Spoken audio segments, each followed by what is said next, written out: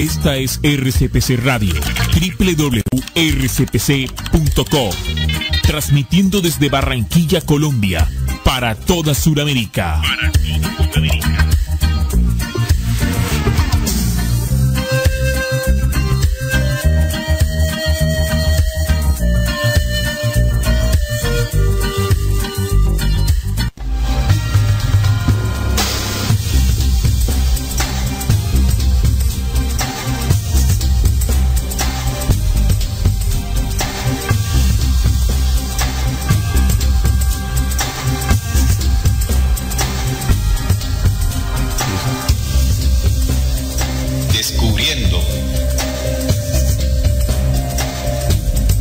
Certeza en la búsqueda de la verdad.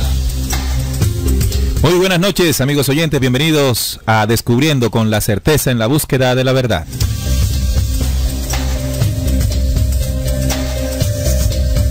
Descubriendo es un programa investigativo dirigido a todas aquellas personas que han buscado incesantemente la luz de la verdad.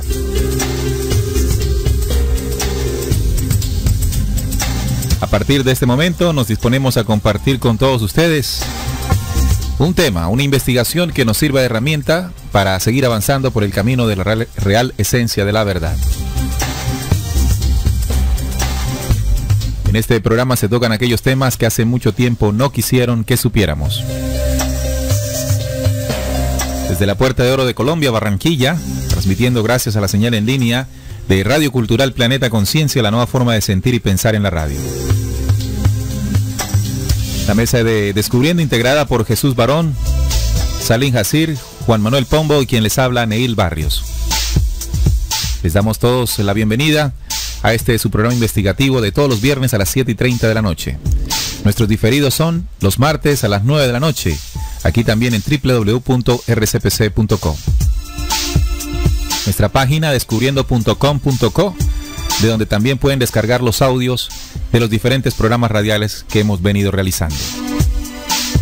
Para hoy tenemos un tema de interés muy importante.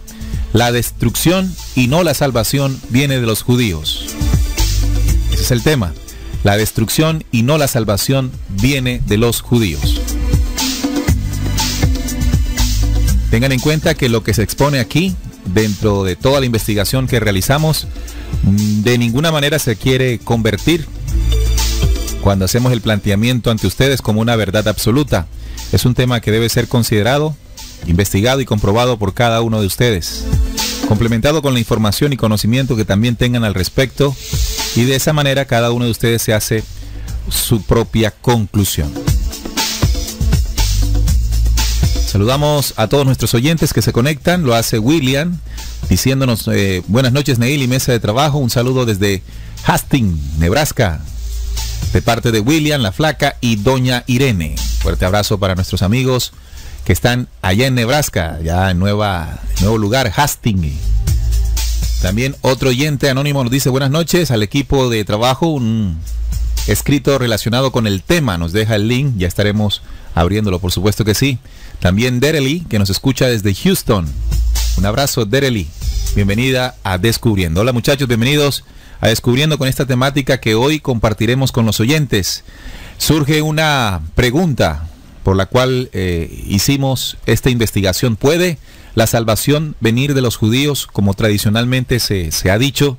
Si fueron ellos mismos que hace 2000 años lo tomaron preso, lo llevaron a donde Pilatos, permitiendo, o mejor, incitando a Pilatos a su asesinato, y 2000 años después seguimos pensando o creyendo en que de ellos viene la salvación.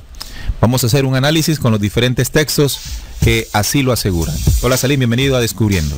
Hola Neil, un saludo para la mesa y para los oyentes. Estaremos analizando, como tú dices, las citas que pues Jesús hace referencia, sobre todo Juan 4:22, donde hace referencia al tema de la salvación, ¿no?, que viene de los judíos, y que de ahí pues se ha derivado la creencia de que pues es un pueblo especial, un pueblo elegido. Hoy estaremos analizando si eso es así, para pues tener más claridad, ¿no?, sobre realmente cuáles fueron o qué fue lo que quiso transmitir Jesús allí. Bienvenidos a todos los oyentes. Juan, bienvenido a Descubriendo. Bueno, un saludo a la mesa de trabajo y por supuesto a todos nuestros queridos oyentes. Bueno, un saludo a todos nuestros queridos oyentes que ya están ahí pegaditos a el programa Descubriendo, en donde vamos a estar analizando hoy esta temática de hondar en la definición de los judíos para descubrir en realidad cuál ha sido su incidencia en todo este proceso que hoy día estamos viviendo. Bien, también está con nosotros Jesús, bienvenido. Buenas noches, Ney, de igual forma a nuestros compañeros de la mesa de trabajo y a nuestra amable audiencia. Un tema interesante hoy que nos llama a la reflexión, saber realmente el principio sobre lo que quiere decir la salvación judía en los textos bíblicos, ¿no? Así es. Bueno, este programa lo hicimos que por una razón, amigos oyentes. Queremos compartir qué nos motivó a hacerlo para pues que se entienda por qué del título y todo aquello, ¿no? En el proceso de investigación, evidentemente, pues uno encuentra muchas cosas, y dentro de eso que encontramos alguna vez, escuchamos a un líder evangélico decir de manera pues convencido, ¿no? De que de que la salvación justamente viene del pueblo elegido, el pueblo de Dios, el pueblo judío. A lo que inmediatamente pues uno reacciona, ya que dentro de nuestras investigaciones queda más que claro que el Dios adorado o el personaje adorado como Dios por los judíos no corresponde de ninguna manera al Dios de Jesús. Pero entonces, cuando vamos a investigar por qué se tiene esta creencia, hay un versículo estrella, número 1, que se tiene en cuenta para sacar esa conclusión que es del pueblo judío, de donde viene la salvación. Y esta cita es Juan 4:22. Juan 4:22, en la imagen que promocionó este programa, colocamos la cita incluso para que ustedes antes de llegar pudiesen leerla. Salín, ayúdanos por favor con esta cita, leamos todo el contexto de la cita, qué pasaba en ese momento, este diálogo que Jesús tuvo allí, con quién lo tuvo, en fin. Sí, bueno, la cita está, o toda la historia, ¿no? En Juan capítulo 4, y es el diálogo entre Jesús y la samaritana. Voy a empezar a leerlo desde el versículo 7, más desde ahí en adelante. Vino una mujer de Samaria a sacar agua y Jesús le dijo, dame de beber, pues sus discípulos habían ido a la ciudad a comprar de comer. La mujer samaritana le dijo, ¿cómo tú, siendo judío, me pides a mí de beber, que soy mujer samaritana? Porque judíos y samaritanos no se tratan así. Respondió Jesús y le dijo, si conocieras el don de Dios y quién es el que te dice dame de beber, tú le pedirías y él te daría agua viva. La mujer le dijo, Señor, no tienes con qué sacarla y el pozo es hondo. ¿De dónde pues tienes el agua viva? ¿Acaso eres tú mayor que nuestro padre Jacob, que nos dio este pozo, del cual bebieron él, sus hijos y sus ganados? Respondiendo Jesús le dijo, cualquiera que bebiere de esta agua volverá a tener sed, mas el que bebiere del agua que yo le daré no tendrá sed jamás, sino que el agua que yo le daré será en él una fuente de agua que salte para vida eterna. La mujer le dijo, Señor, dame de esa agua, para que no tenga yo sed ni venga aquí a sacarla.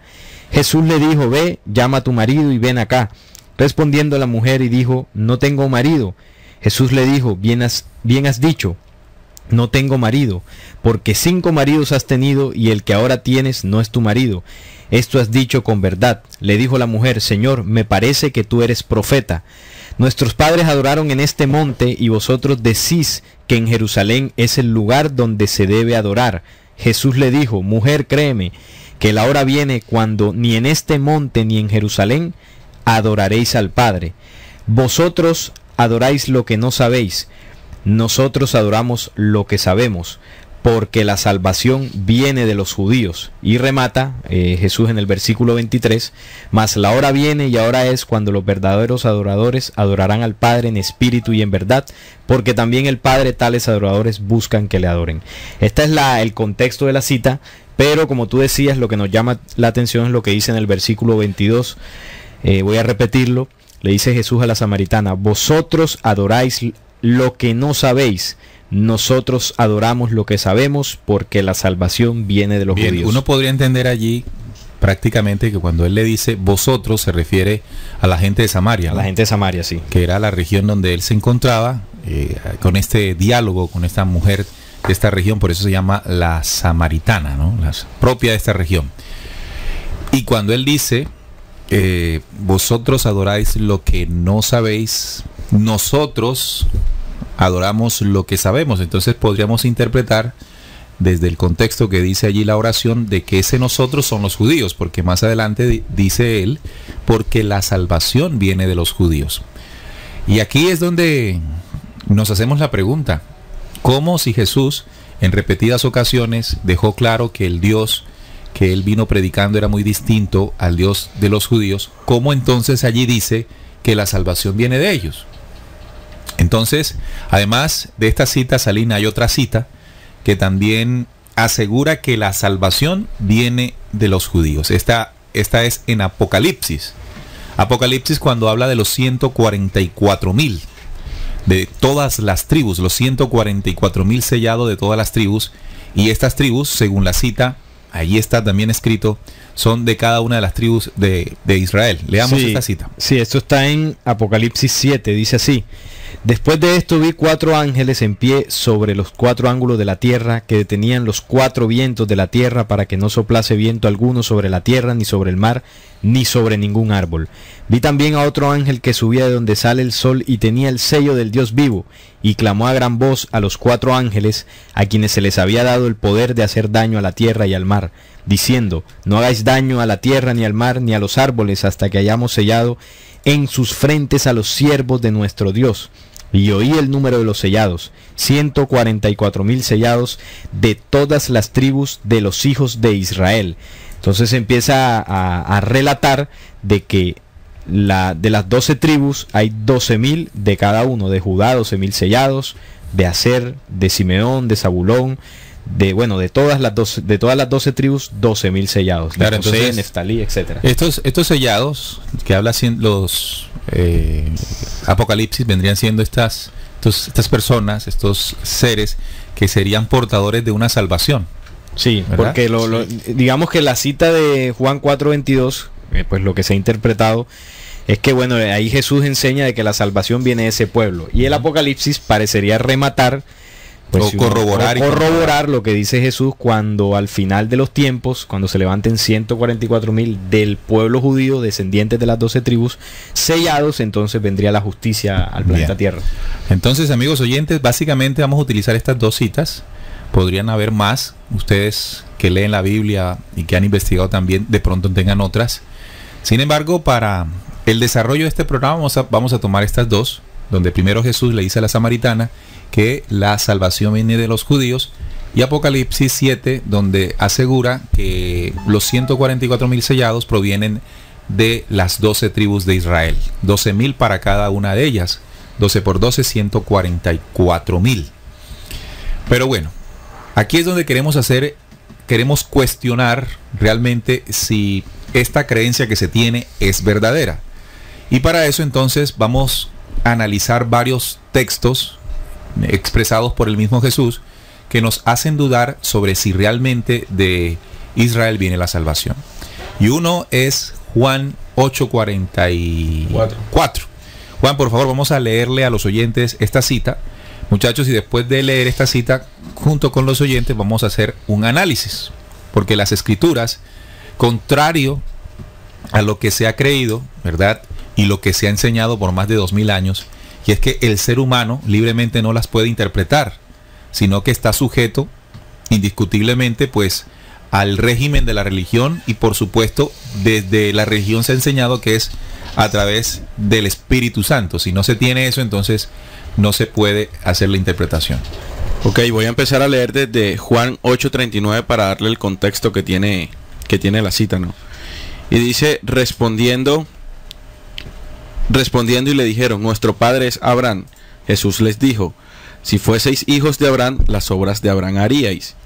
Pero ahora procuráis matarme a mí, hombre que os he hablado de la verdad, la cual he oído de Dios. No hizo esto Abraham. Vosotros hacéis las obras de vuestro padre. Entonces le dijeron: nosotros no somos nacidos de fornicación. un Padre tenemos, que es Dios. Jesús entonces les dijo: si vuestro Padre fuese Dios, ciertamente me amaríais, porque yo de Dios he salido y he venido, pues no he venido de mí mismo, sino que Él me envió. ¿Por qué no entendéis mi lenguaje? ¿Por qué no podéis escuchar mi palabra? Vosotros sois de vuestro padre el diablo, y los deseos de vuestro padre queréis hacer. Él ha sido homicida desde el principio, y no ha permanecido en la verdad, porque no hay verdad en él. Cuando habla de mentira, de suyo habla, porque es mentiroso y padre de mentira. Y a mí, porque digo la verdad, no me creéis. Bien, entonces aquí hay algo completamente distinto a la cita que leímos, ¿no? La primera que leímos de Juan 4:22. Aquí dice Jesús que ellos son hijos de su padre el diablo, le dice usted. Vosotros sois de vuestro padre el diablo, y los deseos de vuestro padre queréis hacer. Él ha sido homicida desde el principio y no ha permanecido en la verdad. Cuando habla mentira, de suyo habla, porque es mentiroso y padre de mentira. Es decir, él allí les dice que son adoradores, que son descendientes y que tienen esa prédica de mentira de su padre el diablo.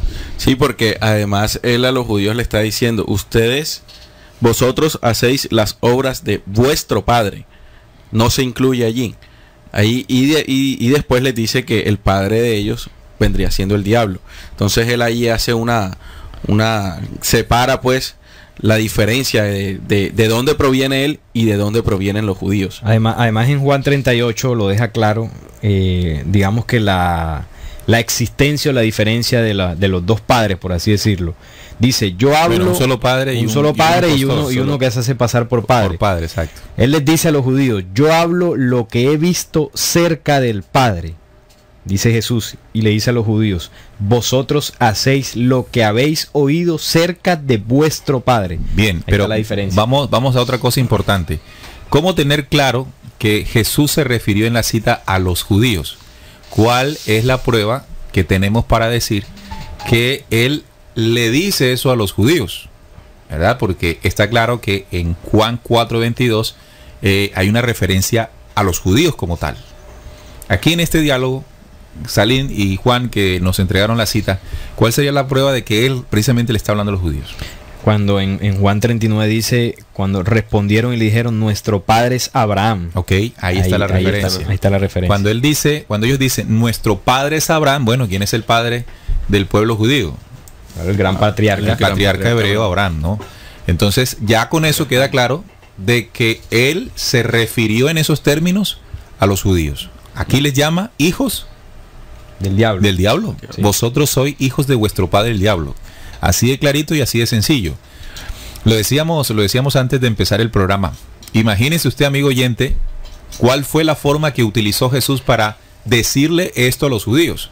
Porque evidentemente fue una denuncia muy fuerte, muy tajante, ¿no? Decirle que los judíos venían y provenían de su padre el diablo, eso no es cualquier cosa. Decirlo de la manera que lo dijo él tenía que estar unido a una fuerte y contundente frase, acompañado de una expresión de su cuerpo que denotara la claridad que tenía para hacerlo, ¿verdad? Y no como tradicionalmente se nos quiere mostrar, de que Jesús pues todo pacífico, todo decentico, todo manso, todo sí, sí. No. Aquí yo llevo a los oyentes que se imaginen la energía, la fuerza que pudo tener Jesús en sus palabras para decirle a los judíos, que bueno, además creían ser elegidos de Dios: vosotros sois de vuestro padre el diablo. Tremendo, ¿no? Bien, entonces, ¿cómo es que Jesús dice aquí una cosa y después Jesús dice a la samaritana le dice otra? ¿Acaso Jesús era bastante voluble? ¿Acaso Jesús en alguna oportunidad pensaba una cosa, después se arrepentía y decía otra? ¿O es que tenemos que estudiar más a fondo cada una de sus frases? Sí, ahí dentro de estas dos citas está el meollo del asunto que queremos traer hoy con los oyentes, porque la creencia popular, de hecho, aquí tengo una página evangélica donde se hacen la pregunta, ¿no? Realmente la salvación viene del pueblo judío, son ellos el pueblo elegido de Dios. Una página evangélica. Sí, una página evangélica religiosa, donde pues se desarrollan distintas cuestiones. Hay profecías o indicaciones de Dios sobre cómo los cristianos deben tratar con ellos, o sea, relacionarse con los judíos. Son las cosas que están ocurriendo en Palestina, una indicación de la venida de Jesús, que acerca de la herencia de los judíos y cuándo la recibirán. La Biblia es clara en este asunto y es importante para nosotros, dicen los evangélicos. Debemos entender que el término judío, como es usado en los evangelios, es predominantemente usado para denotar los líderes religiosos del tiempo de Jesús. Otros términos fueron usados al hablar de la gente, tal como la gran multitud del pueblo que oía la buena gana. También debemos tener en mente que la iglesia primitiva fue casi completamente judía. Por más de 3 años el evangelio circuló por Jerusalén y Judea antes de ser llevado a los gentiles. El juicio de Jesús por parte de los judíos que clamaban sobre ellos la sangre, sobre ellos y sus generaciones. Todavía Jesús envió a sus discípulos a predicar a los judíos y ellos lo hicieron hasta que los romanos destruyeron su nación en el año 70 después de Cristo. Esta es una de las incógnitas, estimados oyentes, o una de las cosas que los evangélicos se preguntan, es decir, ¿cuál es la cercanía que las religiones que predican el evangelio de Jesús deberían tener en torno a los judíos? Ya que se cree que la salvación, por lo que estamos tocando las citas, proviene de ellos. Y el video que mi compañero Neil decía, ¿no? Un líder evangélico, yo vi el video también y se notaba indignado de alguna forma, puesto que la enseñanza, la doctrina, normalmente en las iglesias evangélicas no va enfocada a que se le preste atención al pueblo judío y a que toda la fuerza se centre en el tema de la tierra prometida. Bien, y además hay otras cosas que nos hacen reflexionar sobre la pregunta que nos hacíamos en el programa. Es evidente que la prédica de Jesús fue contra la enseñanza que predicaban los fariseos, los escribas, y lo que dirigía en aquel momento Caifás como sumo sacerdote, como el líder del judaísmo de la época. Tanto es así que la orden para ir a tomar preso a Jesús fue dada por Caifás. Fue llevado a un juicio de la élite judía, y después llevado frente al gobernador romano, en este caso Pilatos.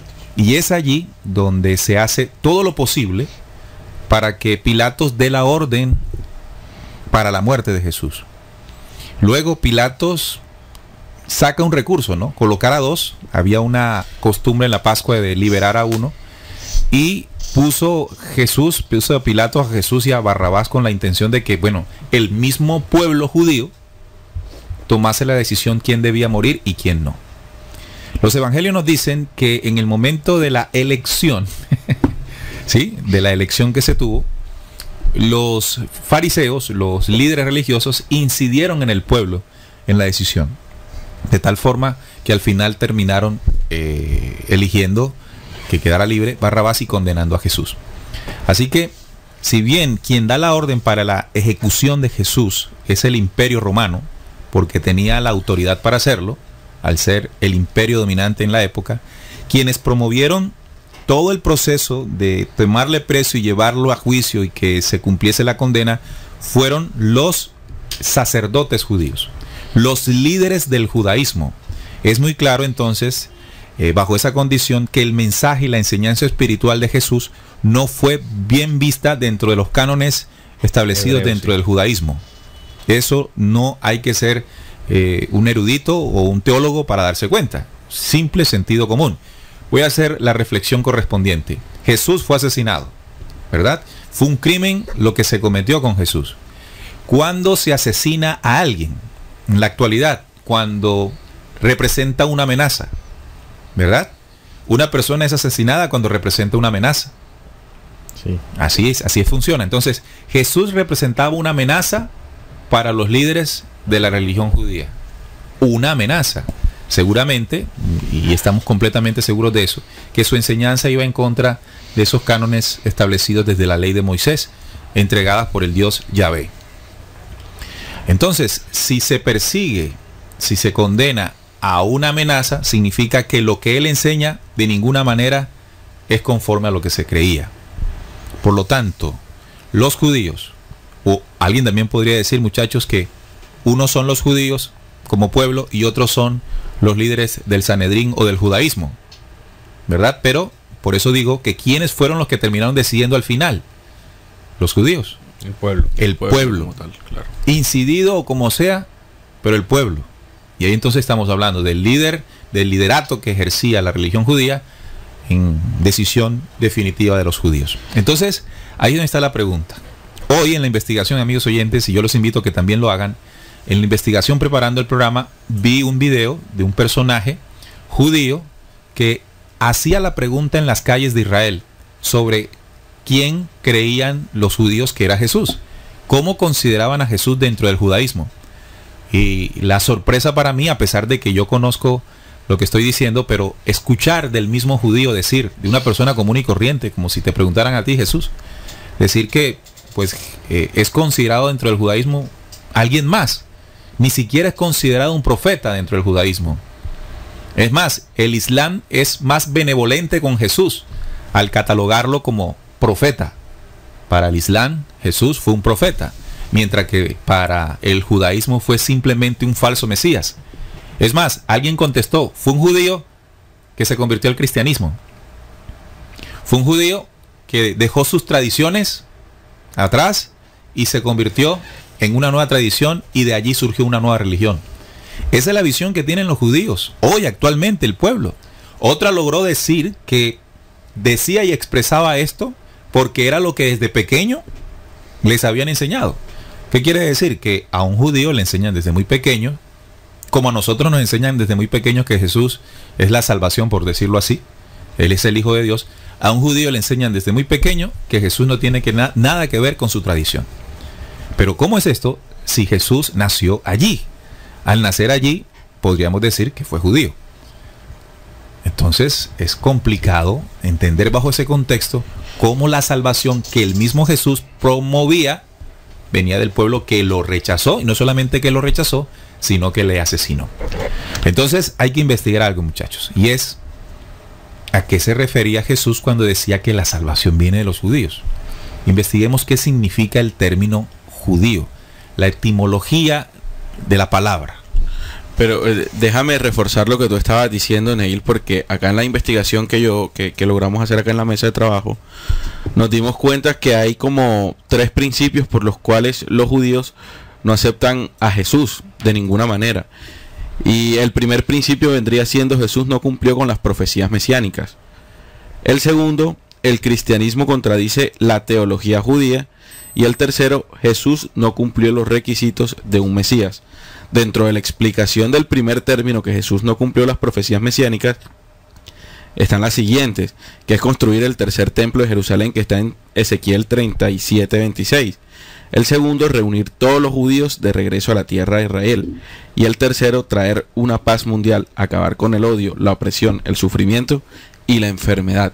Como Jesús no cumplió con esos requisitos que debe cumplir sí el Mesías que esta raza está esperando, por esa condición Jesús no fue considerado un Mesías.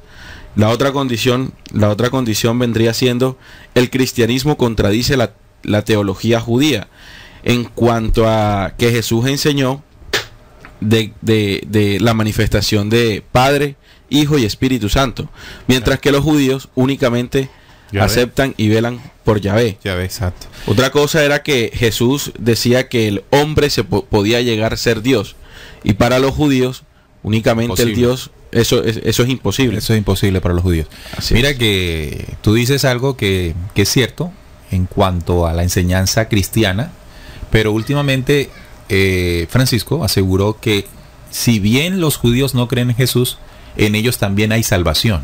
¿Sí? Fíjate que en esa idea del sincretismo de Bergoglio cabe decir que a pesar de que hayan negado a Jesús, que lo hayan asesinado, que es la base del cristianismo, Claro.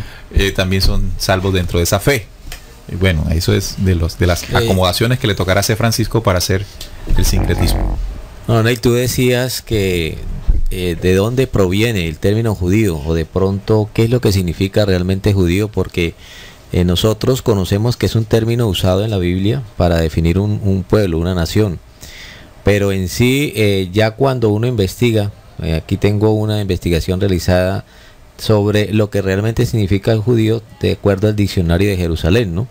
Entonces dicen que originariamente la Biblia entiende por judíos, en hebreos significa Yehudí, a los habitantes del reino de Judá. Y esto lo soporta en la Segunda de Reyes y dan unos versículos del 16 al 6, 25 al 25, Jeremías 32 al 14. O de la provincia de Judea.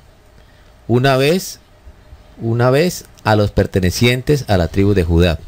En sentido religioso, con el nombre de judíos se significa la pertenencia al pueblo escogido. Entonces ya son dos cosas que sí, uno es localiza.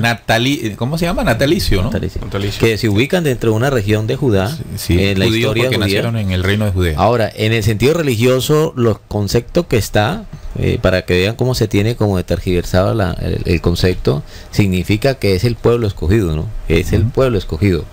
Por eso israelita y judío son prácticamente lo mismo. Israelita, sí, israelita y judío. Y judío, sí, claro. O sea, israelita como aunque no se aplica nacidos en Israel. Aunque no se aplican indistintamente. En general, el judío se llama a sí mismo israelita para hacer resaltar su pertenencia al pueblo escogido. No que vive en una región, sino que es un pueblo escogido. Miren la diferencia. No es el colombiano, sino que el colombiano es colombiano porque vive en Colombia. Pero no es. Ellos además dicen que es porque es el pueblo escogido. Mientras que el no judío le llama judío, en cuyo nombre puede haber algo en sentido peyorativo. En los sinópticos solo aparece la palabra judío en la frase en boca, por ende, de no judíos, en Mateo 2 al 27 al 11, mientras los judíos mismos dicen, en el mismo Mateo, el vocabulario tiene color, se puede hablar o haber sido escrito mirando a los lectores no judíos. En el Evangelio de Juan, la palabra no aparece en las cartas, o sea, no lo relaciona como que son judíos, sino dice es un concepto elástico. En primer lugar, puede emplearse del mismo modo que en los sinópticos, por tanto, en boca de no judíos lo llaman son gentiles. Ya Juan le dice que son gentiles, no dice que judíos. Se emplea para englobar con este término. Entonces, aquí, de acuerdo a estos conceptos, lo que llama la atención es que no es un regionalismo ni es una personas que viven en una región como tal, sino que son escogidos, que es un pueblo escogido. Claro.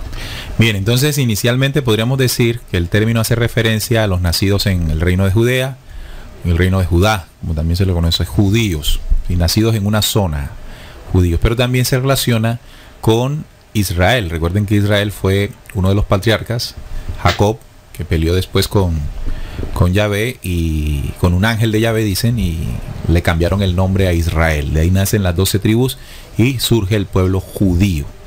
Bien, ¿qué más tenemos para ampliar esta visión y comprender lo que Jesús dijo en ese momento? Bien, además de lo que Jesús nos entregó sobre el término judío, que evidentemente tiene relación con el reino de Judá, también el término tiene otro sentido que también se traduce o en la investigación encontramos, y es que hace referencia a aquellos que permanecen fieles a Dios.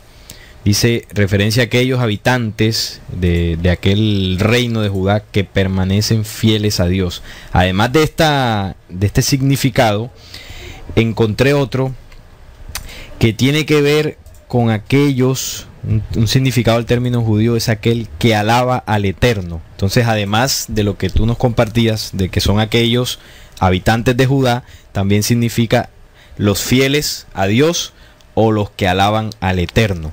También encontré esto en el término. Vamos a repetir esa parte porque llama también mucha la atención. De pronto esto nos da luces para entender cuál fue la frase que expresó Jesús.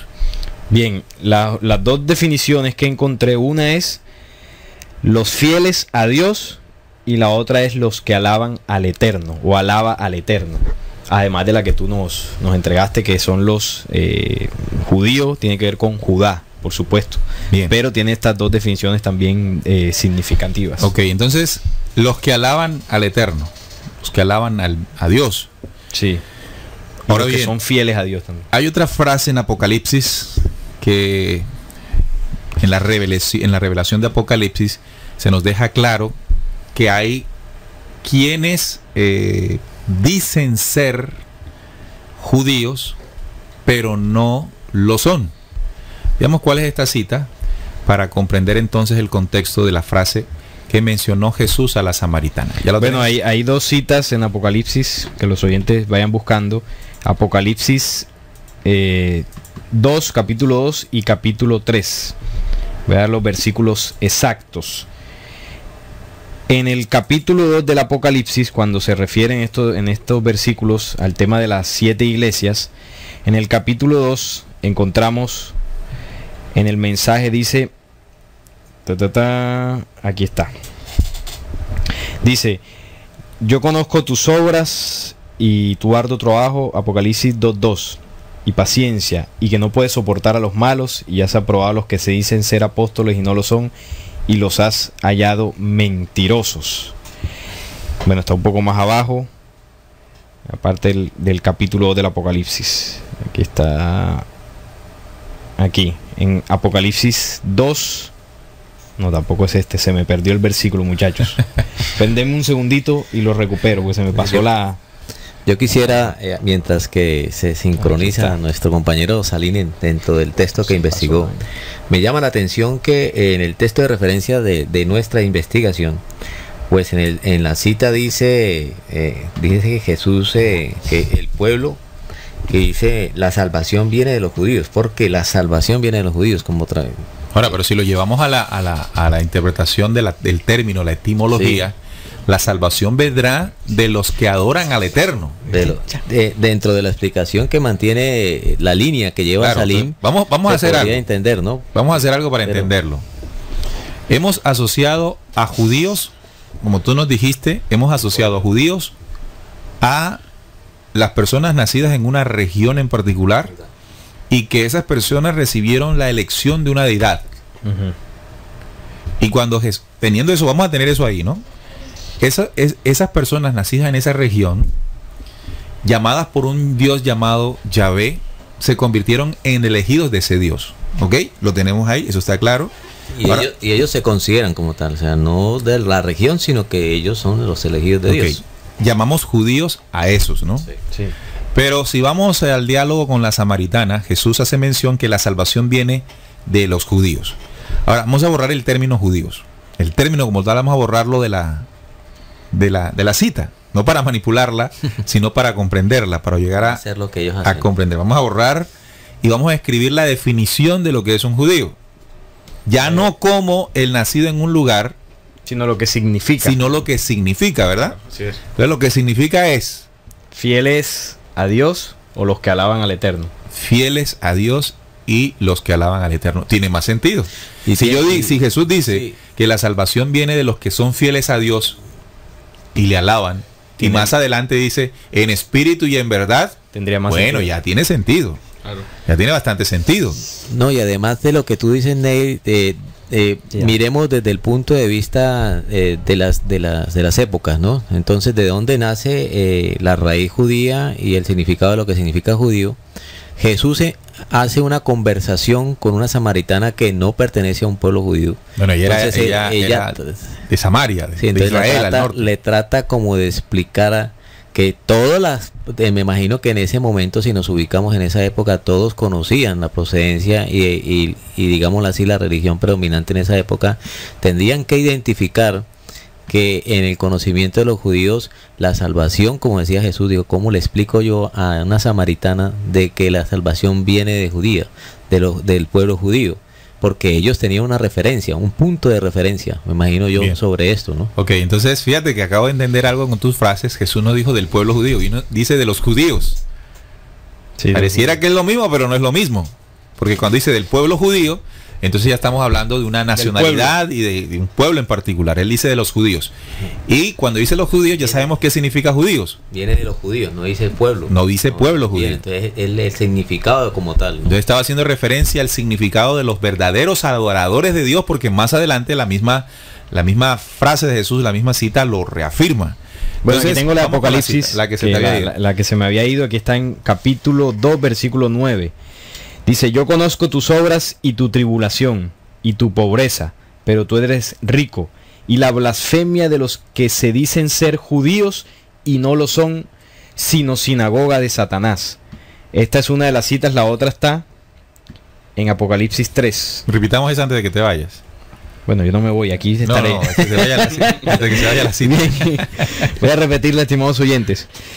Yo conozco tus obras y tu tribulación y tu pobreza, pero tú eres rico, y la blasfemia de los que se dicen ser judíos Ojo. y no lo son, La sino blasfemia sinagoga de Satanás. Y la blasfemia de los que se dicen ser judíos Y no lo son. son. Entonces ahí cambiemos el término como tú hiciste en la otra. Pongamos ahí los que se dicen ser fieles a Dios y no lo son. Entonces ahí Y no tendría lo son. sentido. En lo que ellos significaba adoradores del Padre, ¿no? Como entonces es la condición más no el gentilicio. Ok, entonces de lo que Jesús, habla, ¿no? podemos entender, después de este contexto, podemos comprender que Jesús hace referencia al término judío como de allí viene la salvación, no un gentilicio, no un pueblo en particular, sino a quienes son verdaderos adoradores.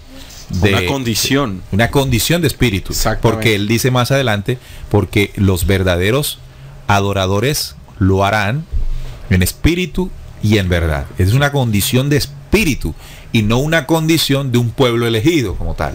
Así es. Vea, esto comienza a tener más sentido. Sí, la otra de Apocalipsis 3.9, capítulo 3.9, dice, he aquí yo entrego de la sinagoga de Satanás. Entonces mira que aquí enlaza, porque en Juan 8.44, él les dice a los judíos, vosotros sois de vuestro padre el diablo. Y aquí le está diciendo nuevamente, yo entrego de la sinagoga de Satanás a los que se dicen ser judíos y no lo son, sino que mienten. Nuevamente lo repite. Ajá. He aquí yo haré que vengan y se postren a tus pies y reconozcan que yo te he amado. Entonces mira que aquí nuevamente lo repite y hace referencia a que hay unos que se dicen ser judíos o fieles a Dios y realmente no lo son, sino que son sinagoga de Satanás. Hijos de Satanás. Hijos de Satanás. Como lo Jesús lo dijo en Juan 8. Juan 8:44. Entonces, hay una relación entre este versículo del Apocalipsis y una relación con el de Juan, donde Jesús le dice, vosotros sois hijos de vuestro padre el diablo, y a las dice, sinagoga de Satanás. Miren, es impresionante, siguiendo la lectura del versículo de la Biblia que fue el motivo de esta investigación. Más adelante Jesús le dice, o le dijo a la mujer en esa conversación del samaritano, con la samaritana, le dice la mujer a Jesús, sé que ha de venir el Mesías, llamado el Cristo. Cuando Él venga nos declarará todas las cosas. Entonces se aclara más lo que estamos tratando, porque es una conversación de un pueblo samaritano que ha escuchado estas versiones de dónde puede venir la salvación de los judíos, o no del pueblo como tal, sino de la condición judía, y él ya lo reconoce, es decir, ella ya había escuchado de que iba a venir un Mesías y que se llama el Cristo y que nos va a aclarar todas las cosas. Entonces, cuando termina la conversación dentro de esta cita bíblica, la samaritana va hacia donde los samaritanos y congrega a unas personas para que escuchen lo que tiene que decir Jesús sobre eso. Bueno, ahora que tú dices qué pasó después de ese diálogo, él le ratifica a ella que él es el Cristo. Dice, yo soy el que habla contigo. Yo soy el que habla contigo. Está diciendo que él es el Cristo. Quiere decir indiscutiblemente que Jesús llegó como Cristo, como Mesías, a un pueblo que lo negó. Y el mismo evangelio, eso lo hablábamos acá cuando hablábamos del anticristo y esto, cuando decía que quien niega al Cristo, este es anticristo. Esto es claro. Entonces, un pueblo que negó a Jesús como el Cristo, diciendo él que él lo era, hay muchas citas, pero con la misma samaritana él lo dice, es con quien hablas. Ahí dice, Jesús le dijo, yo soy el que habla contigo. Entonces, no solamente llama la atención de la afirmación de que él dice, yo soy el Cristo, sino que inclusive los samaritanos, que era un pueblo que estaba en ese sector, habían escuchado de esa profecía, ¿no? Ahora, habían escuchado esa llegada. Ahora entendamos el contexto histórico, ¿no? Porque quiénes eran los israelitas y quiénes eran los judíos. Fíjate que había una división. Y se había presentado una división en el mismo pueblo, o sea, en las mismas tribus que habían poblado esta región. Entonces, las tribus del sur, Judea, lo que llaman la Judea, ahí vivían los judíos. Y se habían dividido de sus propios hermanos que vivían al norte. Ellos se llamaban los samaritanos. Samaria era la capital de lo que, voy a decirle llamar así, capital, ¿no? Era el centro urbano de lo que era Israel. Entonces era Israel al norte y Judea al sur. Por lo tanto, lo que ellos hablaban era que el templo se encontraba en Judea. Sí, ahí estaba Jerusalén. El templo de Salomón estaba en Judea. Allí se hacía la adoración. Porque recuerden que la instrucción de esta deidad era, bueno, esto no hay que decirle deidad, sino este personaje era que la adoración solo era allí en Jerusalén, donde estaba el templo. Entonces, como la gente en Israel no tenía templo, ¿cómo adoraba, no? Esa era la cuestión, era el interrogante que tenía una mujer que vivía no en Judea, sino arriba en Israel. Samaria era la capital. Bueno, no se puede decir capital, ¿no? Sino el centro urbano un poco más grande allí. Recuerden que Jesús también viene del norte, en Galilea. Galilea, sí. Sí, Jesús no era de Judea. Si bien los padres se lo llevaron para que naciera en Belén, que es en Judea, queda cerca de Jerusalén, pero él se hizo en... él se crió, se formó en Galilea. En Galileo le decían. En Galilea, frente a estas costas de Cafarnaún y toda esta cuestión. Pero entonces, al bajar él por el famoso censo que mandaron a hacer las autoridades, nace en Belén, pero una vez nace en Belén, se va para Egipto, ¿verdad? Porque lo venían persiguiendo los padres, y luego sube nuevamente y desarrolla su vida en Galilea. Él, después, cuando comienza su proceso de predicación, baja a Jerusalén para llegar a la Pascua y todo el cuento que ya sabemos de su muerte. Bueno, eso no es un cuento, ¿no? Corregir esa palabra. Es la verdad de su pasión y su resurrección. Bien, entonces vamos comprendiendo más esta situación. ¿Y qué vamos comprendiendo? De que realmente Jesús, en esta cita que dice que de los judíos viene la salvación, no se está refiriendo a un pueblo como tal, sino una condición de espíritu. Cuando dice la cita, los verdaderos adoradores lo harán en espíritu y en verdad. Así que judío, como término utilizado por Jesús, es la referencia a las personas que adoran al verdadero Dios. Es lo que Jesús dijo allí. Ahora bien, ya pasamos de eso, ¿no? Entonces, si de los judíos no viene la salvación, ¿por qué aseguramos que viene la destrucción? Claro, porque ese es el título de la imagen promocional, ¿verdad? Sí, de la publicidad. Sí. De la publicidad del programa. Bien, ahora vamos a eso, muchachos. ¿Por qué creen ustedes, en la investigación que hicieron, que no viene la salvación, sino viene la destrucción? Bueno, yo tengo una cita acá que también refleja ese ahínco que tenía Jesús para con los judíos y todas sus malas enseñanzas, por decirlo así. Eso está en Mateo 23:19. Cuando le dice en el templo, viendo la cantidad de ofrendas que tenían, le dice Jesús a los sacerdotes, les dice: necios y ciegos, porque ¿cuál es la mayor o el altar que santifica la ofrenda? Pues el que jura por el altar, jura por él y por todo lo que está sobre él. Ay de vosotros, escribas y fariseos, hipócritas, porque diezmáis la menta y el eneldo y el comino, y dejáis lo más importante de la ley, la justicia y la misericordia y la fe. Esto era necesario hacer sin dejar hacer nada de aquello. Guías ciegos, que coláis el mosquito y tragáis el camello. Ay de vosotros, escribas y fariseos hipócritas, porque limpiáis lo de afuera del vaso y del plato, pero por dentro estáis llenos de robo y de injusticia.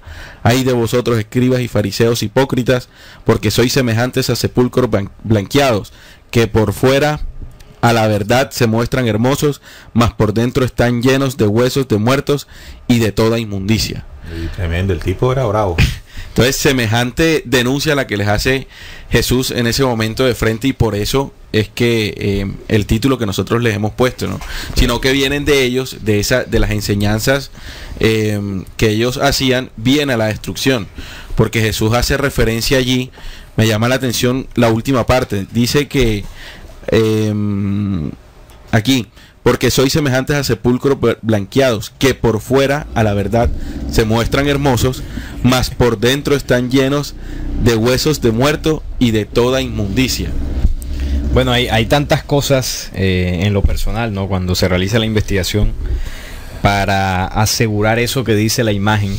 Y yo le diría a los oyentes que este programa pues surge, ¿no?, de una sucesión de programas que hemos hecho últimamente, cuando hablamos del anticristo, cuando hablamos de el plan de retorno a Sion, cuando hablamos también del séptimo milenio judío. Tenemos asfixiados a los judíos. Tenemos tantos programas donde hemos analizado distintos puntos del plan judío.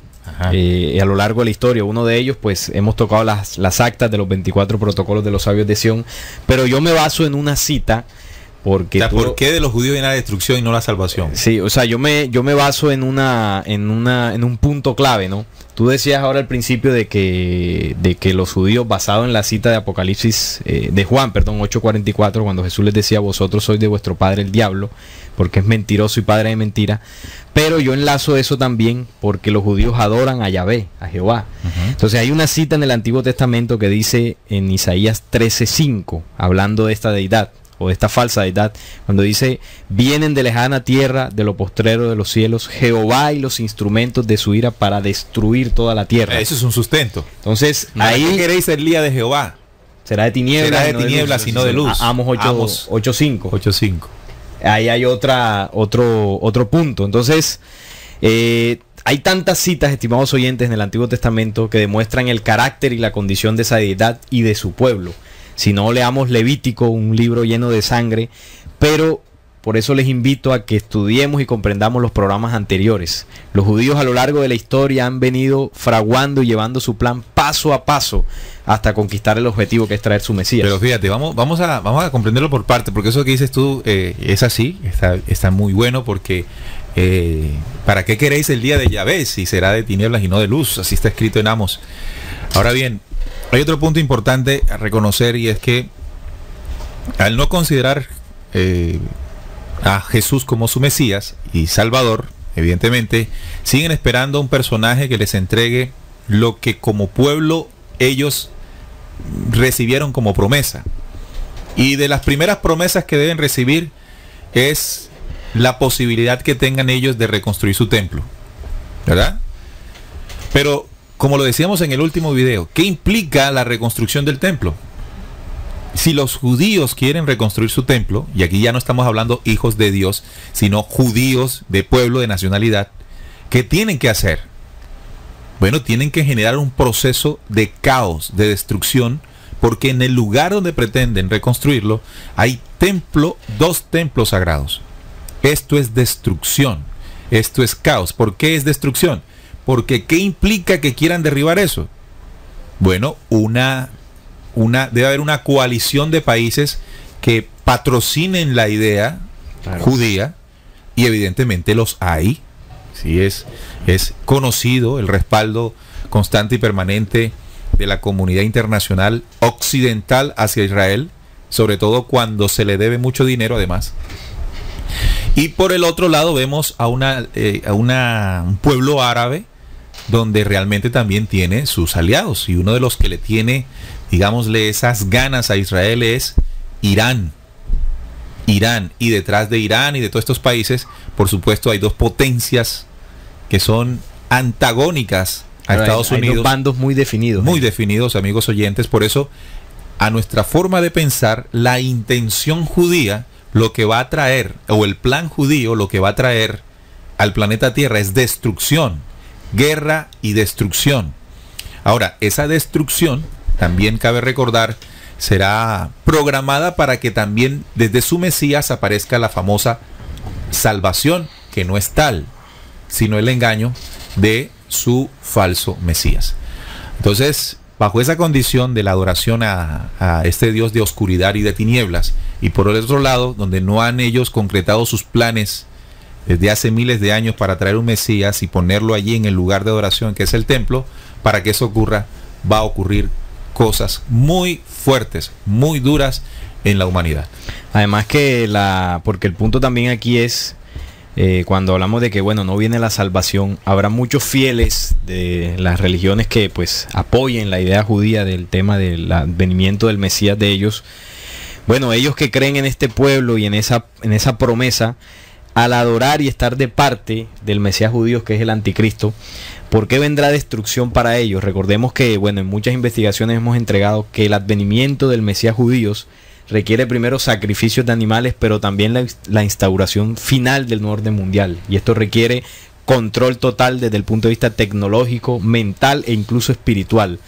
O sea que, en definitiva, quienes estén con el pueblo judío para llevar a cabo su plan, terminarán de una u otra manera en un caos, en una destrucción, en una muerte, desde el punto de vista espiritual, pero también desde el punto de vista físico, porque dice dentro de estos planes sionistas y el nuevo orden mundial que para poner el anticristo en el tercer templo de Salomón debe haber guerra, ya tú lo mencionaste. Sí, claro.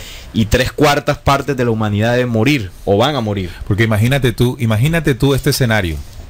Los judíos diciéndole a los palestinos, a los árabes palestinos: muchachos, necesitamos ese lugar que ustedes tienen ahí. Necesitamos quitar el domo de la roca, necesitamos quitar la mezquita de Al-Aqsa. Les prometemos que lo vamos a colocar en un lugar mejor, pero ese pedazo lo necesitamos nosotros. Es más, ¿cuánto quieren para que eso ocurra? ¿Ustedes creen que los palestinos van a aceptar eso? No, jamás. No. Nada. Los árabes palestinos, que son los que más cerca están, porque no solamente son los árabes palestinos, son los islámicos. Sí. Claro. Que abarca todo o gran parte de Oriente. Claro, norte de África, Oriente Medio, Oriente Lejano, bueno, India. Una cantidad de personas que son creyentes en esta religión. Es como pensar que el judío, ya no estamos hablando de hijo de Dios, sino de pueblo, va a renunciar de la posibilidad de reconstruir el templo ahí. Claro, porque saben que de eso depende la llegada de su Mesías. No, porque además hay coordenadas exactas de Yahvé para que todo el sacrificio sea allí. Ahí en el Monte Moriah. En el Monte Moriah. El Monte Moriah debe ser un portal de lo más oscuro que pueda haber, en la que las entidades de esa fuerza extraterrena se mueven con gran facilidad, y es peleado por dos religiones. Claro, porque recordemos que en los 2 primeros templos la cantidad de sacrificios que se hizo, o sea, el lugar tiene que tener una condición energética especial para ellos que requiera del sacrificio allí, y hablamos de eso en el programa La historia de Jerusalén, creo que fue que le pusimos, y ahí hablamos del por qué el afán del pueblo judío en construir el templo allí, en ese lugar, porque no puede ser en Estados Unidos, no puede ser no sé, en Portugal, no. O a unos 50 metros después de allí. Unos 50, no, ahí, sobre esa meseta que está ahí elevada, no, tiene que ser ahí. Hay un objetivo muy fuerte que incluso les da para formar o generar una tercera guerra mundial. Sí, porque persona que no sepa todo este contexto dirá, pero ¿cuál es la peleadera por un pedazo de tierra si se puede hacer en otro lugar? Claro. De hecho, mira, allí en Río de Janeiro se hizo un gran templo, una iglesia evangélica protestante hizo un templo grandísimo que le costó los miles y millones de dólares como réplica del templo de Salomón, pero eso no es considerado el templo. No, los judíos nunca van a considerar eso un templo, por mucho que se parezca, porque es que no solamente es el templo, es el lugar donde Dios o su Dios les dijo que debía ser. Para nosotros, como lo dije, tiene que ser un templo bajo una condición, un lugar bajo una condición de lo más tenebroso que yo puedo imaginar, de las energías telúricas que se manejen allí por la cantidad de sacrificios. Imagínate, ahí empezó el sacrificio de Abraham. Ahí fue donde le dijo: sube allá al monte y mátalo. Exacto. Ahí empezó. Entonces ahí hay algo además bastante tenebroso. Además que tiene que ser que la destrucción venga del pueblo de los judíos, porque su deidad, por ejemplo, en Nahum 1:2 dice: Jehová es Dios celoso y vengador. Jehová es vengador y lleno de indignación. Se venga de sus adversarios y guarda enojo para con sus enemigos. Es decir, que esta característica, o es la característica más elevada que tiene esta deidad de los judíos, que es celoso y además que guarda indignación y enojo para con sus enemigos. O sea, que el que no obedezca esa ley, o el que no obedezca esa religión, por decirlo así, se va a convertir en adversario y evidentemente va a guardar un enojo para con sus enemigos. Bueno, yo quiero rescatar aquí en los comentarios que ustedes están haciendo en la mesa de trabajo sobre la construcción del templo y lo que tiene que suceder para que ese templo se construya ahí donde quiere este Señor Jehová. Dice en Amós, ¿no? Hay de los que desean el día de Jehová. ¿Para qué queréis este día de Jehová? Será de tinieblas y no luz. A través de la historia vemos que Jehová es un ser, una deidad o un Dios que se hizo nombrar Dios, pero es un Dios. Al final en el capítulo, en el versículo 27 del mismo Amós 5, 18, 27 dice: ha dicho Jehová, cuyo nombre es Dios de los ejércitos. Imagínense ustedes, oyentes, qué concepto puede ser un Dios belicoso y de los ejércitos, que le dice a su pueblo que él mismo escogió que hagan el templo donde tienen que hacerlo. Pues obviamente va a ser una confrontación armada, porque él va a guiar esos ejércitos. Bien, ¿no? Oye, pero después tendremos que investigar mucho más, para llegar a comprender la dimensión que se abriría en la medida en que se implemente nuevamente el sacrificio y adoración a Yahvé, porque eso es lo que va a traer el templo. El templo va a traer la adoración y sacrificio a esta deidad. Es decir, el espíritu Salomón, ese que decía que tenía de renta cada año 666 talentos de oro. Sí, cita. La cita está en Primera de Reyes 10:14. Primera de Reyes 10:14. Que está nuestro compañero, ya está apareciendo Aristóbulo. Lo vi, lo transfiguró. Sí. La transfiguración. Primera de Reyes 10:14 dice: y el peso en oro de renta que tenía cada año Salomón era 666 talentos de oro. Así que ese espíritu vuelve y encarna en tiempos de la reconstrucción del templo, cuando dice que y hacía que a todos, pequeños y grandes, ricos y pobres, se les pusiese en la marca, en la frente, en la mano derecha, y su número es 666. Entonces sería interesante en un futuro programa, para que los oyentes allí estén muy atentos, lo que podría significar que se abra la adoración, que se abra el sacrificio. Claro, de ahí en adelante, porque nosotros aquí pensamos digamos, estamos pensándolo desde antes que suceda. Pero la visión que tú entregas es del momento que se instaure, hacia adelante. Cómo va a ser ese presente y futuro para la humanidad, que no está muy alejado, ¿no? Por lo que ya hemos visto. Sería interesante analizar. Bueno, otro punto que no hemos tocado es el tema de los sellados, ¿no? 140.000 sellados. Pero déjame primero saludar a los oyentes, porque nos falta entonces entender quiénes son los 12.000 sellados. Claro. Si la salvación no viene de los judíos, por todo lo que hemos reflexionado, sino la destrucción, entonces, como la Biblia dice en Apocalipsis 7, ¿no? Sí. De que las tribus selladas vienen de las 12 tribus de Israel. Ahorita vamos con eso. Primero vamos a saludarlos a ustedes que están allí conectados a el chat. Es importante pues compartir con ustedes también lo que nos escriben allí. Empecemos acá. Neil, dice: un saludo a la mesa de trabajo. Una mujer como... más abajito. Una mujer como docente y como madre veo una situación compleja en este mundo. Ver cómo en muchas esa ternura desaparece en el tiempo. El hecho de reivindicarnos para muchos significa atacarnos entre nosotros. Supongo que este es un mensaje que viene con el tema de la mujer, ¿no? Buenas noches, William.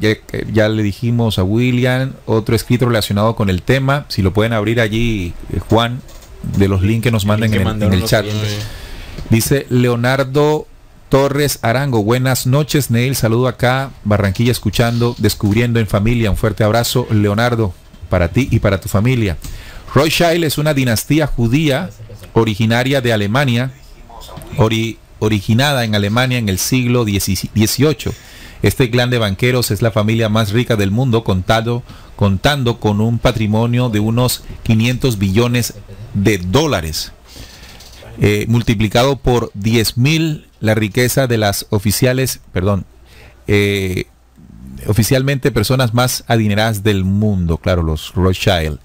Damián dice: saludos a toda la mesa de trabajo desde San Juan de Pasto. Saludos a nuestros amigos en Pasto. La historia, bastante frío, sí señor. Pasto, frío. ¿Y dónde me deja Ipiales?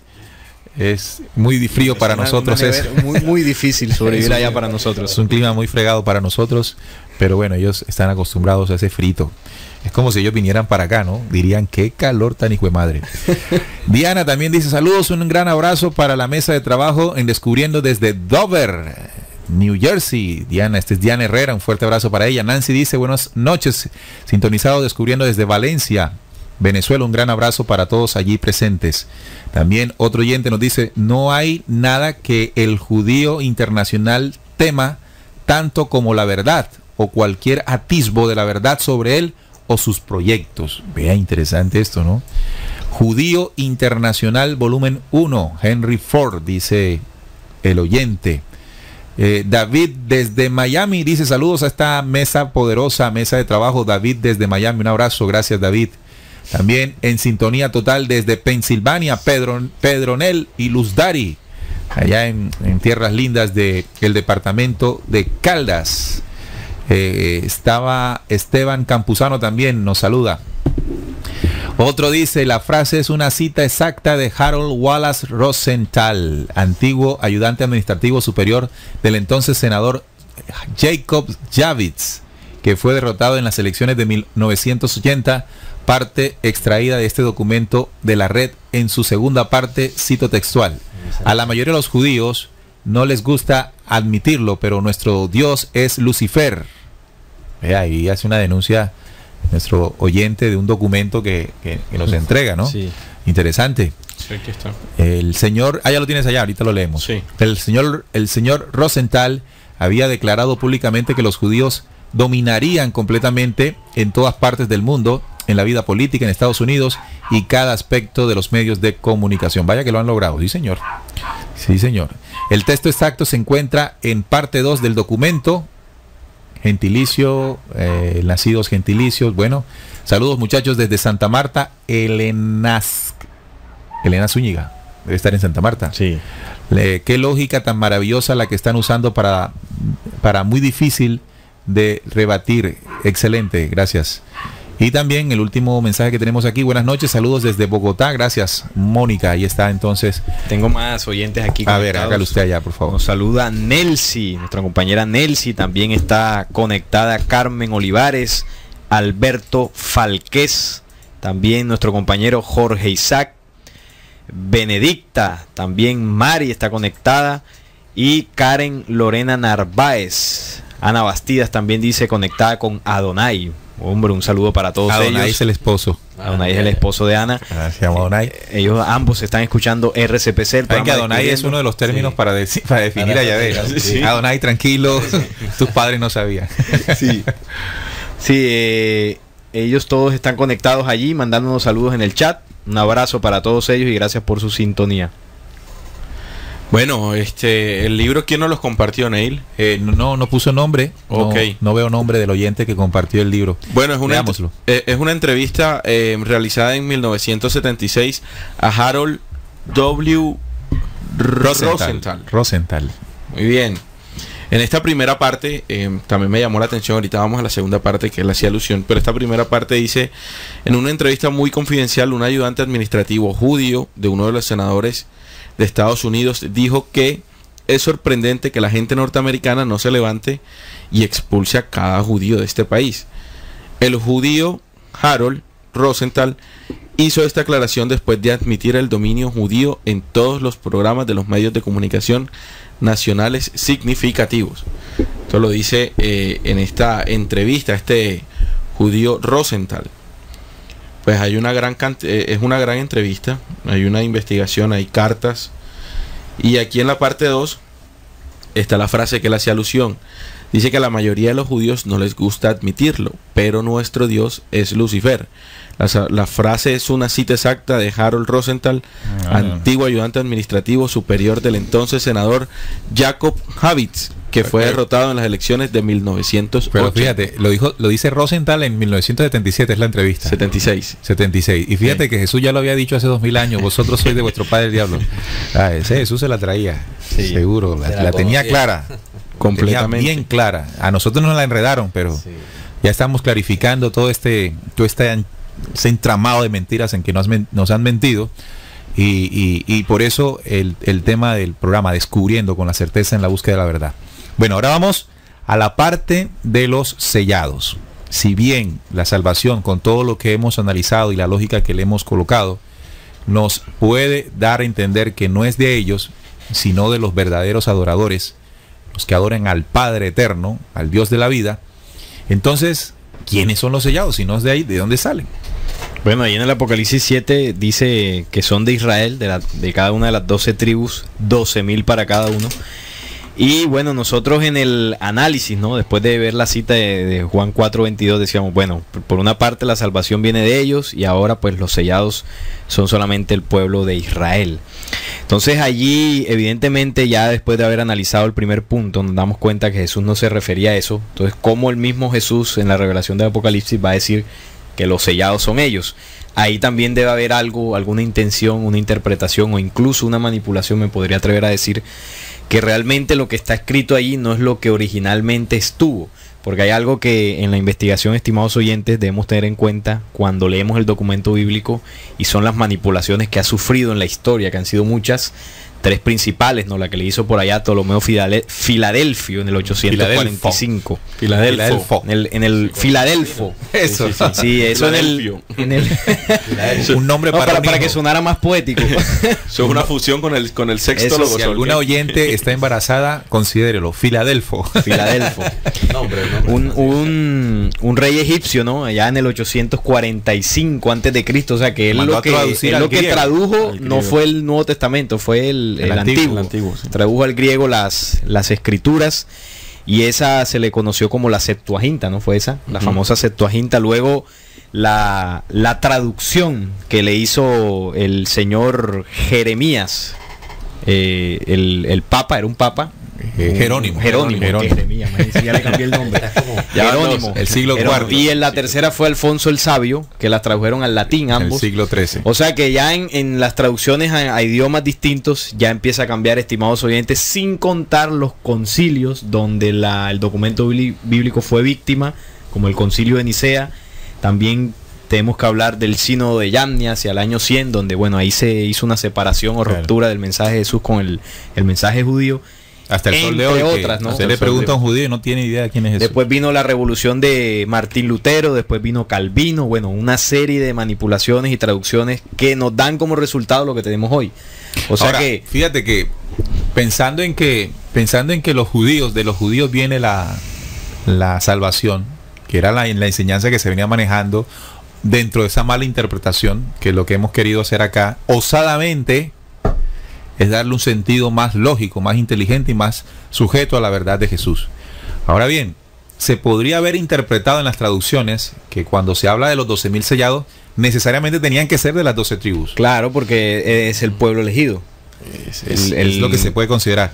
Ahora, si los judíos lo rechazaron, entonces ¿a quién se referirán a los 12? 12.000. Hablando y dictando el Apocalipsis Jesús. Ajá. O sea, refiriéndose a los 12, yo me atrevería a decir que podría hablar de 12 linajes espirituales, evidentemente linajes espirituales, y podría tener ese código de 12 con el número de los apóstoles, ¿no? Que fueron los judíos que sí le escucharon. O sea, los fieles a Dios. Los fieles a Dios, los apóstoles. Yo quiero que... Muy buen enlace. Que detallemos este enlace que hicimos ahorita último, porque detallemos, si no conocemos cómo es la historia y la procedencia, inclusive la ubicación de este pueblo judío, entonces podríamos ser fácilmente manipulados por esta falsa interpretación o manipulación de los textos bíblicos, ¿no? Tú aclarabas y dabas más claridad sobre cómo estaba ubicada Samaria dentro de Judea y la misma Israel.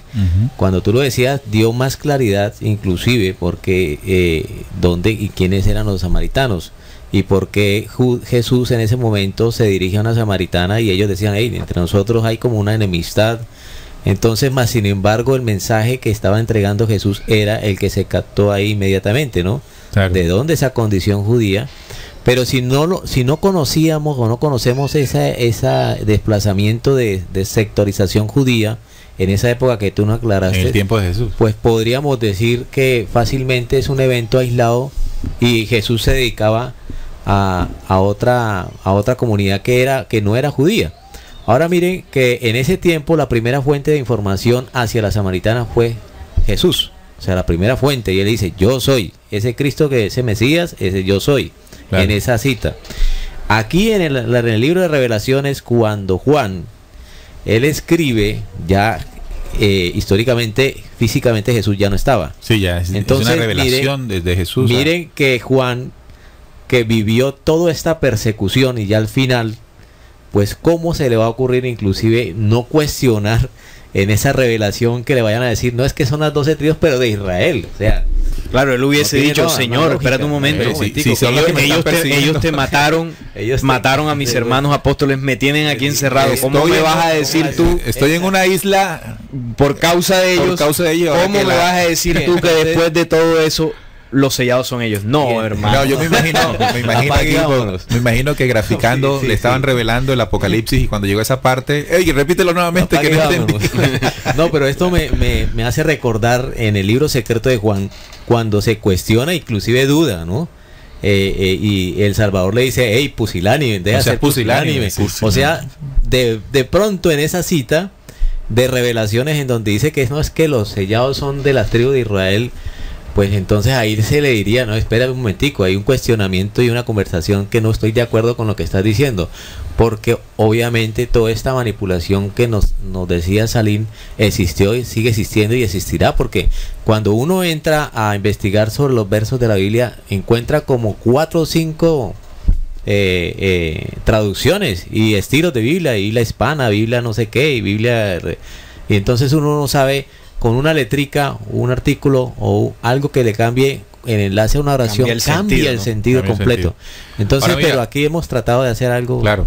Ahora, ¿qué sucede? Si seguimos la línea de la creencia de que a través de los judíos viene la salvación, y unido a eso los 144,000, necesariamente tenemos que hablar, porque los 144,000 son parte de esa estrategia de la ley, o de ese plan de la ley, mejor, de ese plan de la ley para traer la salvación. Y dentro de esos 144,000 están los 2, los 7 y los 144,000.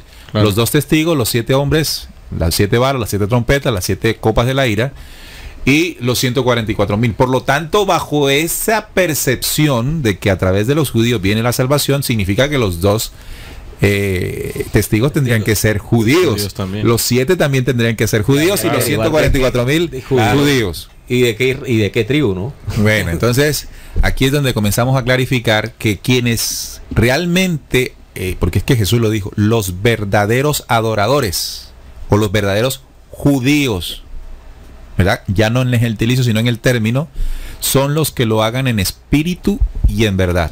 Claro. Entonces está la verdad como un principio de ley para ser un verdadero adorador, la verdad, ser justos y verdaderos. Ahora, cuando dice de espíritu, pues entendemos la condición, que es una condición interior. Claro, sí es. No es una condición de iglesia, no es una condición de grupo, no es una condición de nacionalidad, es una condición de espíritu, que el ser humano contenga esa justicia y esa verdad, y en esa medida se convierte en un hombre de la justicia señalado en Apocalipsis. ¿Nacido dónde? Bueno, en el lugar que donde esté comprende y descifra el mensaje que lo lleve a una condición espiritual del verdadero adorador. Así es, ¿no? Y además que después de que acaba todo el relato de las tribus, 12,000 de las tribus tal, sigue diciendo Apocalipsis 7:9 que después de esto miré ya aquí una gran multitud de todas las naciones, tribus, pueblos y lenguas que estaban delante del trono en la presencia del Cordero. Es decir, que toda esa cifra de los 144, eso que acabas de decir es muy interesante, porque claro, primero se dice, vamos a entenderlo bien, primero se dice que viene de los 12,000 sellados de las tribus de Israel, de las tribus eso de Israel. Es lo que creemos, y después dice que ve una multitud, dice textualmente, después de esto miré y aquí una gran multitud de todas naciones y tribus y pueblos y lenguas que estaban delante y en la presencia del Cordero. Ok, entonces la condición es de todos lados del planeta. O sea, del que haga, como tú lo venías relatando, el trabajo. Así nazca la conchinchina. No importa, pero se hace un trabajo interior que sea fiel al Padre y así como tú lo venías diciendo, adorarán al Padre en espíritu y en verdad. Entonces, los que cobren esa condición, los que la encarnen, son los que tienen esa autoridad de los verdaderos judíos. Hijos de Dios. Hijos de Dios. Adoradores del verdadero creador. Oiga, claro, aquí hay dos, digamos, dentro de esa multitud que habla Juan. Habla pues, primero Juan el apóstol o Juan Juan el apóstol y Juan el de la mesa de trabajo. Juan Manuel Pombo. Habla de los 144,000 sellados, que supuestamente las tribus de Israel, que nosotros aquí nos atrevemos a interpretar que realmente no es así, sino que pues son linajes espirituales. Y luego habla de una multitud. Esto me hace recordar aquel programa que hicimos sobre la esperanza del planeta Tierra, ¿no? Recordemos que hay una cifra exacta, como lo dice el Apocalipsis, de unos hombres que traen la justicia después de haber hecho un trabajo. Luego, interior, exacto, que no son elegidos de ningún lado, son los hombres que tengan esa condición. Y luego hay una multitud, que es lo que hablábamos en ese momento, que es el remanente. O sea, aquí está hablando que hay unos hombres con una condición que traen la justicia, pero también hay una multitud que se beneficia de eso, limpiaron sus vestiduras y tienen acceso a ese nuevo día, Muy buena la conclusión, Salín. Sí. Ha sido tocado por el Espíritu Santo.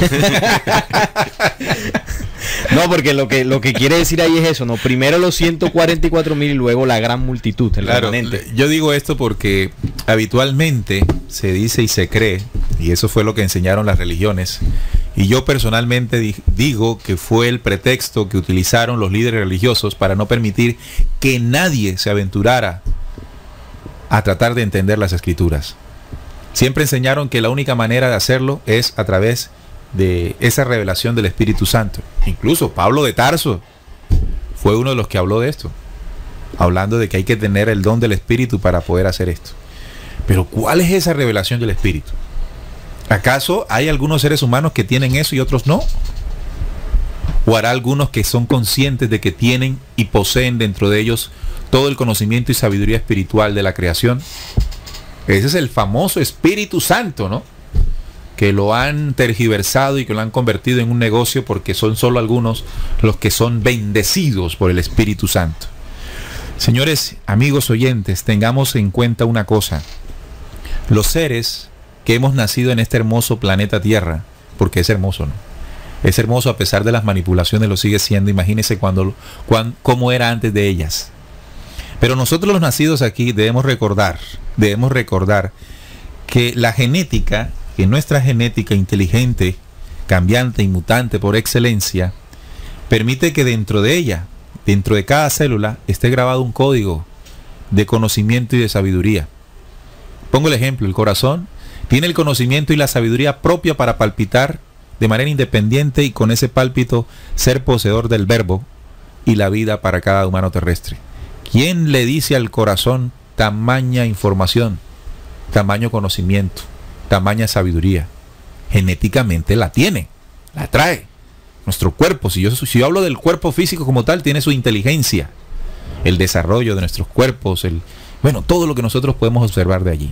Pero si hablamos de la herencia y genética espiritual, también entendemos que dentro de nosotros está un conocimiento y sabiduría propio de la creación, o llamémosle del propio espíritu de toda la creación. Eso está dentro de nosotros. Hemos estado separados de él, o de esa ayuda y conocimiento e inteligencia interior, simplemente porque nos hemos aislado y nos hemos ido por el lado de las creencias, donde ahí prima es la mente y la razón en los hombres, y por supuesto no escuchamos la inteligencia del interior.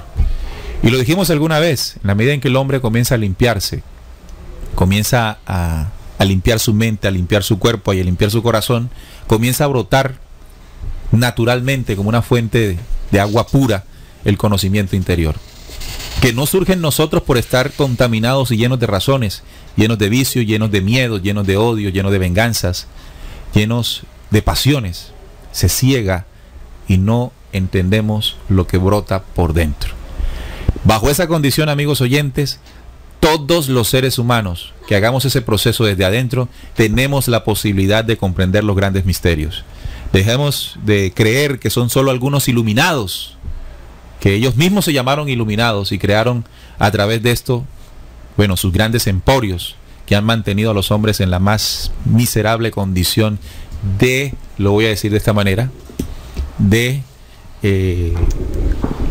una especie de inhabilidad espiritual, como cuando me falta alguna pierna, ¿no? Estoy inhabilitado espiritualmente, necesito siempre una muleta, alguien discapacitado espiritual, una discapacidad espiritual. Muy bien, muy bien, ese es el término que no encontraba. La discapacidad espiritual en que nos metieron aquí es brava. Soltemos la muleta. Soltemos la muleta y sintamos que tenemos la potencia espiritual por herencia para comprender los grandes misterios de la creación, porque herederos somos de la inteligencia de la creación. Neil, Mira que hace un poco yo tuve una conversación con una persona que es un fiel creyente de una iglesia evangélica, ¿no? Entonces yo le dije, oye, ¿y qué opinas de los 144.000? Y yo, ¿de qué? ¿Cuáles 144.000? Entonces, yo, sí, esos que están en el libro de Revelaciones, o sea, de los que hablan, sí, o sea, estamos hablando de lo básico, ¿no? No estamos viendo más allá. Esa manera de chiste. Pero no conocía eso de los 144.000. Entonces, me llama con lo que tú estás diciendo y aclarando a la audiencia. Es el grado de ignorancia y de discapacidad espiritual en que se encuentra la gente que en las religiones se limita a la creencia ciega sin ir más allá, y se queda en un tiempo y espacio de que ellos esperan es una salvación. Miren no que los términos, su salvación. Miren que ellos en el término, inclusive esta cita que en la conversación con la samaritana dice la salvación está en los judíos, ¿sí? En los judíos dice. Ajá. Pero cuando nos vamos a la cita de los 144.000 sellados, oye, esto se abre un ramillete maravilloso. O sea, es que la salvación no llega, no está ahí nada más. Es decir, es que tú eres el Cristo, yo reconozco que eres el Cristo, ya conocí al Cristo, y cómodamente la humanidad duerme el sueño de los justos pensando que la salvación está nada más en una condición de creencia. Ajá. Pero hay más allá. O sea, nada más es tratar de lo que hemos estado haciendo en este programa sobre la interpretación y buscarle la lógica al entendimiento de este libro de Revelaciones, que no solamente esa salvación es ahí una condición, sino es más allá. O sea, el camino al cual está invitado toda la humanidad no es a pensar ciegamente que la salvación es eso. Ya creer en Cristo y llegó todo, la salvación. Chévere, sabrosito. Es una exigencia. Facilito, ¿no? Es una exigencia. Un trabajo. Es una medida, él lo dijo. Es una paulatina. En espíritu y en verdad. Es decir, hay que lograr una medida de espíritu, a lo que él llamó judíos. Ya entendemos esa parte. Una medida de espíritu que esté ligada o que tenga que ver con esa verdad. O sea, no es cualquier medida. Porque si fuese no es cualquiera, medida. Pues. Buenas conclusiones se están sacando. Y quiero sacar una última. Se nos fue el tiempo aquí. Sí, ya se acabó el programa. Pero quiero sacar una última. No se necesita ser muy inteligente, ni muy investigador, ni muy lector para reflexionar sobre algo. Y yo se los decía a ustedes antes de hacer el programa de hoy. Los judíos, como señores de esta nación y como creyentes en su judaísmo, son claritos en negar a Jesús. Claritos. Eso no tienen duda de eso. ¿Por qué nosotros, los occidentales, creemos en el Cristo y asociamos al Cristo con el Dios judío? Porque ellos sí son capaces de apartar al Cristo de su Dios y nosotros los occidentales unimos al Cristo con el Dios de ellos. ¿Ah? Buena reflexión. Ellos están claritos y nosotros estamos confundidos. Sí. Ellos saben cuál es su Dios, entre comillas su Dios, pero lo saben. Nosotros tenemos una mezcolanza, sí, pero monumental. Y gran parte de la responsabilidad, y aquí públicamente hay que denunciarlo, desde Constantino el Grande, con cada papa que ha sido papa, con cada pastor y guía espiritual del planeta Tierra, tienen toda y absoluta responsabilidad. Y tendrán todos y cada uno de ellos rendir cuentas ante la justicia eterna cuando se venga a pedir. Desviaron a la humanidad del centro de adoración del Dios verdadero que está grabado como memoria inteligente en su corazón. Y le metieron un Dios inexistente. Quiero estar y quiero ver el día que esa justicia pase la cuenta de cobro. Porque el mayor pecado que han hecho estas religiones es eso. Es el mayor crimen espiritual, no de la historia del planeta, sino de la historia de los universos. Pasó aquí en este planeta. Y entonces ahí el mensaje de Jesús cuando le dice a la samaritana, ya no lo veo a la samaritana, sino lo veo a esa condición que vive la humanidad, cuando él dice, vosotros adoráis lo que no sabéis.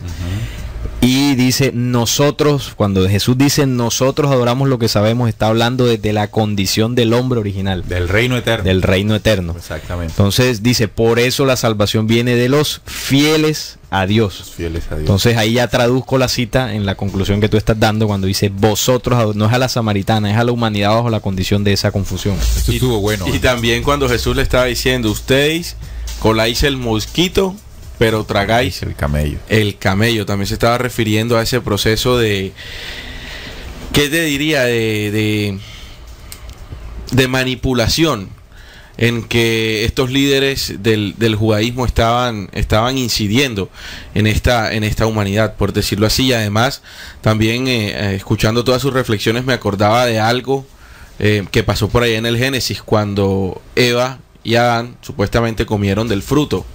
Se sintieron desnudos porque ya supieron lo que en realidad era esa manipulación del Edén. Y de esa manera, cuando se nos quita esa discapacidad, o cuando nos quitemos esa muletilla, esa muleta, nos vamos a sentir de esa manera, desnudos, nos vamos a caer.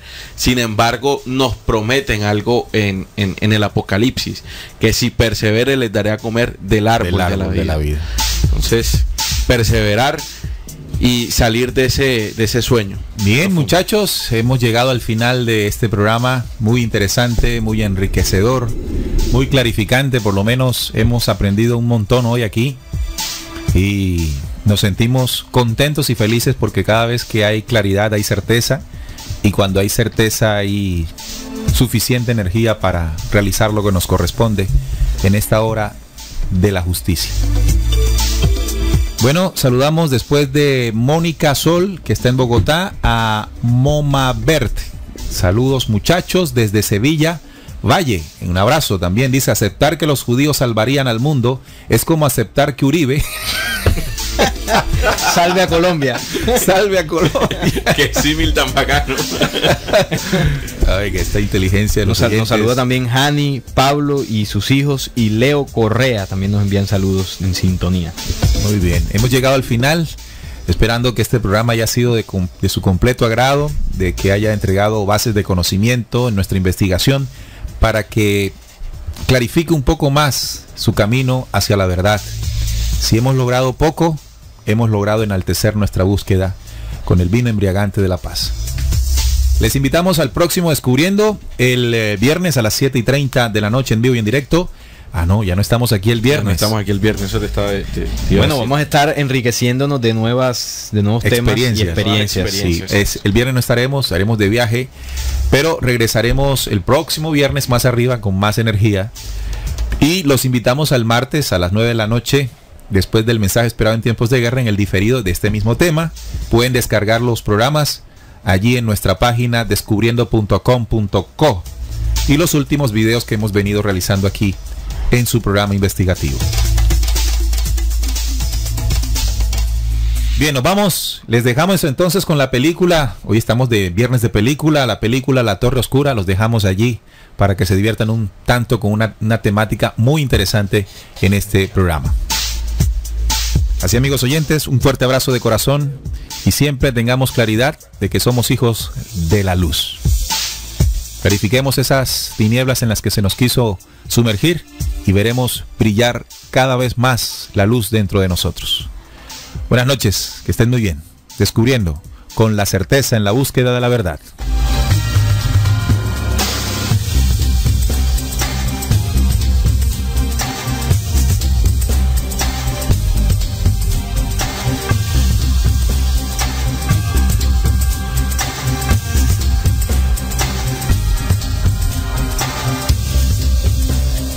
Descubriendo